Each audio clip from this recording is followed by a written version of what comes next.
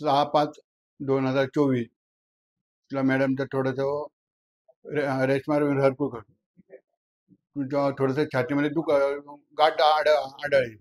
मग त्या गाठीसाठी आम्ही फॅमिली डॉक्टरला चौकशी केली. मग फॅमिली डॉक्टरने आम्हाला सांगितलं की ह्या गाठीचे तुम्ही फेस स्कॅन केलं. फेस स्कॅनचं करून घेतल्यानंतर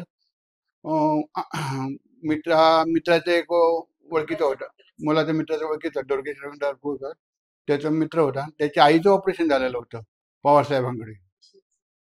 तर पवारसाहेब झालं मग त्यांनी ते सांगितलं. मग त्यानंतर आम्ही पवारसाहेबांकडे आलो. 10:05ला आम्ही पवारसाहेबांकडे आलो आणि पवारसाहेबांनी ट्रीटमेंट घेतली आणि आम्ही 12:05ला पवारसाहेबांकडे ॲडमिट झालो आणि 12:05ला झाला आणि 13/5/24ला पवारसाहेबांनी ऑपरेशन केलं. 13/5/24ला ऑपरेशन केलं. ऑपरेशन करते वेळी आम्हाला काही तकलीफ झाली नाही. 15/5ला आम्हाला त्यांनी डिस्चार्ज दिला आणि नंतर आम्हाला ती 18/5ला परत ड्रेसिंगला बोलवलं.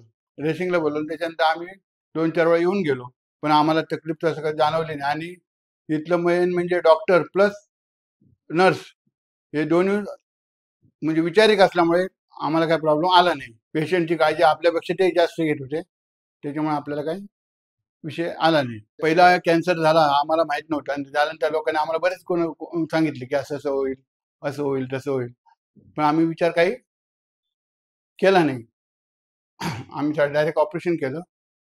त्या पवारसाहेबांनी बोलता पेशंटचा आजार 25% 20% कमी होतो.